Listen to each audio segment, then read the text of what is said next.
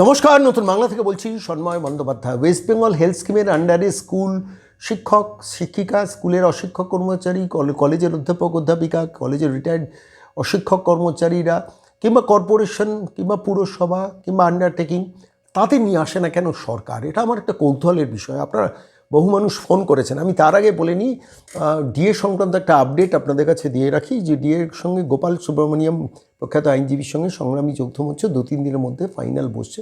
তার আপডেটটাও আপনাদের কাছে দেবো। কন্টেম্পট অ্যাপ্লিকেশন মানে কন্টেম্পট অফ কোর্ট, আদালত অবমাননার মামলাটা খুব দ্রুত কোনো একটি সংগঠনের তরফ থেকে সুপ্রিম কোর্টে করা হচ্ছে। আর তৃতীয়ত হচ্ছে যে 26 তারিখ কোঅর্ডিনেশন কমিটি এবং তার সঙ্গে সংগ্রামী যৌথ মঞ্চ, সম্ভবত কর্মচারী ফেডারেশনে যুক্ত হবে, সবাই মিলে কালীঘাট চলে যাচ্ছে 26 তারিখ। অবশ্যই সবাই যাবেন। আমি নিজেও ব্যক্তিগতভাবে পুরো অনুষ্ঠানটির কভারেজ করার জন্য যাব, ইচ্ছা আছে 26 তারিখ।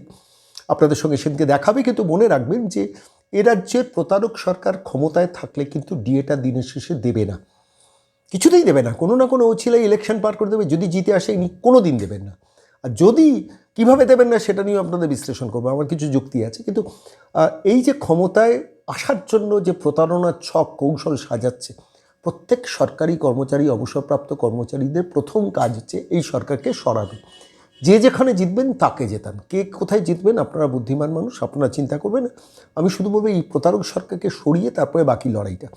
আমি আজকে ওয়েস্ট বেঙ্গল হেলথ স্কিমের আন্ডারে কেন স্কুল শিক্ষক, অশিক্ষক কর্মচারী, অধ্যাপক, স্কুলের কলেজের যারা অশিক্ষক কর্মচারী, কর্পোরেশন, পুরসভা, বিভিন্ন আন্ডারটেকিং কেন করে না, এটা আমি জানার জন্য শ্যামল মিত্র, কর্মচারী ফেডারেশনের অন্যতম প্রতিবাদী মুখ, প্রথম দিন থেকে যিনি যারা এই লড়াইটা লড়ছেন 2016 সাল থেকে, আমি শ্যামলবাবুর সঙ্গে কথা বলছিলাম। শ্যামলবাবু একটা ইন্টারেস্টিং তথ্য দিল, আমি তার বাইকটা এক্ষুনি শোনাবো।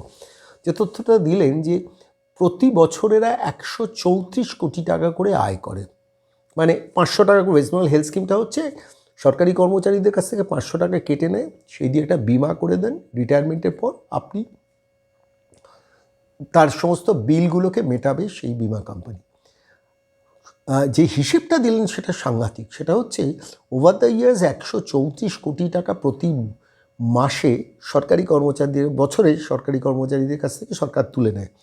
আমি হিসেব করে দেখছিলাম প্রায় গত 15 বছরে 1910 কোটি টাকা একটা সরকার তুলেছে। 1910 কোটি টাকা তুলেছে কর্মচারীদের কাছ থেকে 500 টাকা করে কেটে। তথ্যের এপাশ ওপাশ সামান্য হতে পারে, কিন্তু সংখ্যাটা শ্যামলবাবু যেটা আমাকে দিচ্ছিলেন, অথচ গত 3 দশক না, 3টে টার্মে মমতা বন্দ্যোপাধ্যায়ের সরকার কর্মচারীদের স্বাস্থ্য সংক্রান্ত বিল মিটিয়েছেন কত জানেন? 256.78 কোটি টাকা, অর্থাৎ 257 কোটি টাকা। আমি ধরছি 257 কোটি টাকার রিইম্বার্সমেন্ট হয়েছে। আর তুলেছেন প্রায় 2000 কোটি টাকার উপরে। কত টাকা লাভ করেছেন? সরকারের ভাড়া রয়ে গেছে। আবার কীরকম চালাকি করেছেন যাতে আপনারা গিয়ে রাইটার্স বিল্ডিংসে ধর্ণা না দিতে পারেন যে আপনাদের বকেয়া বিলের জন্য। রাইটার্স বিল্ডিংস থেকে, অফিস থেকে সরিয়ে নেওয়া হয়েছে ওই এফসিআই ডিপার্টমেন্টে, এফসিআই ভবনের একটা তলায়, মানে চট করে যাতে আপনি পৌঁছতে না পারেন। তারপরে ডিলেড ডিসবার্সমেন্ট। ফলত আলটিমেটলি কতভাবে আপনি ক্ষতিগ্রস্ত হচ্ছেন। বহু মানুষ ফোন করে বলেন বছরের পর বছর বিলটা আটকে রেখে দিয়েছেন। আপনাদের অভিজ্ঞতাগুলো আমাদের কাছে অবশ্যই দেবেন, হোয়াটসঅ্যাপে লিখে দেবেন 9830426078। আবার বলছি 9830426078। দিয়ে হেলথ বলে আপনাদের অভিজ্ঞতা 10 লাইনে লিখে দেবেন। এগুলো মানুষেরকে জানানো দরকার। প্রতারক মহিলা, প্রতারক সরকার কতভাবে মানুষকে মানে বঞ্চিত করছেন। আবার ওয়েস্ট বেঙ্গল হেলথ স্কিমের টাকা তুলে সেইখান থেকে প্রফিট করছে একটা সরকার। আমি খালি এইটা নিয়েই সরাসরি জিজ্ঞেস করেছিলাম শ্যামলবাবুকে, কেন স্কুল শিক্ষক, কেন অশিক্ষক কর্মচারীদের, কেন বিভিন্ন সরকারের বিভিন্ন সেগমেন্টে যারা কলেজ কিংবা কর্পোরেশন, আন্ডারটেকিং, পুরসভাগুলোতে কাজ করেন, তাদের কর্মচারীরা কেন ওয়েস্ট বেঙ্গল হেলথ স্কিমের আওতায় আসবেন না? কেন আসবেন না? কিসের জন্য আসবেন না? উত্তর খুব সহজ। এই মহিলাকে না সরালে কোনো দিন এসব পাবেন না। এই মহিলাকে সরাতে হবে। তার জন্য আপনি রিটায়ার্ড হলেও প্রতিদিন 10 জনকে ফোন করে বলুন এই সরকারকে সরাতে। জনমতটা তৈরি করাটা কিন্তু মূল কাজ। কারণ এই রাজ্যের সুমন্দে মার্কা সাংবাদিকরা চেষ্টা করবেন এই প্রতারক সরকারের টিআরপি বাড়াতে। কিন্তু মানুষের কথা বলার জন্য জায়গায় এই সরকারের জন্য, মানে সরকারকে তাড়ানোর জন্য মানুষের অধিকারগুলো নিয়ে কোনোদিন দেখেছেন এবিপি আনন্দ সরব হয়েছে, আনন্দবাজার সরব হয়েছে ওয়েস্ট বেঙ্গল হেলথ স্কিম নিয়ে? কখনো এডিটোরিয়াল লিখবেন না। যে অভিরূপ সরকার 6th পে কমিশনের ডিএটাকে উড়িয়ে দিলেন, 7th পে কমিশন 6-7 কমিশনের মধ্যখানে, সেইখানে দাঁড়িয়ে সেই অভিরূপ সরকারকে দিয়ে এবিপি আনন্দ টক শো করায়, সেই অভিরূপ সরকারকে দিয়ে পোস্ট এডিট লেখায় অর্থনীতি নিয়ে। এখানে তো অ্যাটিচিউডটা রিফ্লেক্ট, সুতরাং দায় এবং দায়িত্বটা কিন্তু মানুষের। যারা রিটায়ার্ড পার্সন, প্রতিদিন 10জন করে ফোন করুন, 10টা মানুষকে টেলিফোনে বোঝান যে সরকারকে তাড়াতে হবে, যে যেখানে জিতবে তাকে জেতান, কিন্তু একে তাড়ান। That is the need of the hour. কিন্তু আজকে এই মুহূর্তে দাঁড়িয়ে মনে রাখবেন 26 তারিখ দেখা হবে, কালীঘাটে যাওয়া হচ্ছে, সবাই যাচ্ছেন, আমরাও যাচ্ছি, আমিও যাচ্ছি, থাকবো সেদিকে আপনাদের কথা জানার জন্য ওখানে। কিন্তু মনে রাখবেন যে একটা সরকার ওয়েস্ট বেঙ্গল হেলথ স্কিম কেন চালু করবে না সবার জন্য, এর জন্য জনমতটা তৈরি করা দরকার। আর আপনাদের বিলিং ডিসপিউট নিয়ে কীভাবে হ্যারাসমেন্ট হচ্ছে, দয়া করে নাম্বারটা নোট করুন, 9830426078। হোয়াটসঅ্যাপে মেসেজ করে লিখে পাঠাবেন, বাকির দায়িত্বটা আমরা সেটা সম্প্রচার করব আপনার নামটাকে আড়ালে রেখে। এই মুহূর্তে দাঁড়িয়ে সরাসরি নিয়ে যাব আপনাদের শ্যামল মিত্র, ডি আন্দোলনের অন্যতম মুখ। তিনি এই ওয়েস্ট বেঙ্গল হেলথ স্কিম নিয়ে কী বলেছেন আমাদের প্রশ্নের উত্তরে শুনুন। বলছি, একটা ব্যাপার আপনাকে জিজ্ঞেস করছি। আপনি তো দীর্ঘদিন ধরে রি আন্দোলনের সঙ্গে সংযুক্ত রয়েছেন প্রথম দিন থেকে। আমার প্রশ্নটা হচ্ছে, সরকারি কর্মচারীরা ওয়েস্ট বেঙ্গল হেলথ স্কিমের আওতায় আছেন, কেন স্কুলের শিক্ষক অশিক্ষক, কলেজের শিক্ষক অশিক্ষক, আন্ডারটেকিং বা কর্পোরেশন, পুরসভা এর কর্মচারীরা কেন হেলথ স্কিমের আওতায় আনবেন না? কোথায় অসুবিধে? হেলথ স্কিমটা কি সুবিধে দেয় একটু বলবেন, ব্যাখ্যা করবেন? দেখুন, একটা সরকার যদি নির্লজ্জ হয় তাহলে আর কিছু বলার নেই। একটু কারণ দ্রুত বলুন। হ্যাঁ, কারণ কর্মচারীদের সামাজিক সুরক্ষা দেওয়াটা হচ্ছে সরকারের দায়িত্বের মধ্যে পড়ে। এবার সরকার যেহেতু স্বাস্থ্য সংক্রান্ত সুরক্ষা দিতে পারেননি, এই জন্য একটা ওয়েস্ট বেঙ্গল হেলথ স্কিম 2008 বলে একটা স্কিম এনেছেন। সেই স্কিমে সরকারি কর্মচারী, রাজ্য সরকারি কর্মচারী এবং অবসরপ্রাপ্তরা তারা বেতন এবং পেনশন থেকে 500 টাকা করে ছাড় পায়, অর্থাৎ তারা 500 টাকা করে নেয় না। অর্থাৎ 500 টাকা মাসিক প্রিমিয়াম, বছরে 6000 টাকার প্রিমিয়ামে তারাই ওয়েস্ট বেঙ্গল হেলথ স্কিমে আছে। এখন মুশকিল হচ্ছে, এই ওয়েস্ট বেঙ্গল হেলথ স্কিমে সরকারের কিন্তু 1 পয়সা খরচ নেই, উল্টে সরকার এটা একটা প্রফিটেবল বিজনেস সরকারের। কারণ প্রিমিয়াম বাবদ সরকারের বছরে আয় হয় 134 কোটি টাকারও বেশি। আর 16 বছর এই স্কিমটা চালু হয়েছে, 16 বছরে ক্লেম মেটাতে মোট খরচ হয়েছে 256,78,00,000 টাকা। অর্থাৎ 2 বছরের প্রিমিয়ামের টাকায় 16 বছরের ক্লেম মিটিয়েও বাড়তি টাকা আছে, আর 14 বছরের ক্লেমের টাকা সরকারের প্রফিট। তারপরেও সরকার এতে ওই শিক্ষক, শিক্ষাকর্মী, বোর্ড, কর্পোরেশন, পঞ্চায়েত, পুরসভা এদের কর্মচারী এবং অবসরপ্রাপ্ত কর্মচারীদের বা কলেজের অশিক্ষক কর্মচারী বা কলেজ শিক্ষক এদেরকে আনছেন না। মজার ব্যাপার হচ্ছে, কেরালা, তামিলনাড়ু, পাঞ্জাব, মহারাষ্ট্র, অন্ধ্রপ্রদেশ, দিল্লি এই সমস্ত জায়গায় কিন্তু সেখানকার সরকার এদের সবাইকে তাদের নিজস্ব যে হেলথ স্কিম রয়েছে সেই হেলথ স্কিমে এনেছে। আর এখানে তো শিক্ষক, শিক্ষাকর্মী বা বোর্ড, কর্পোরেশন, পঞ্চায়েত, পুরসভার কর্মীরা কোনো ভিক্ষে চাইছে না।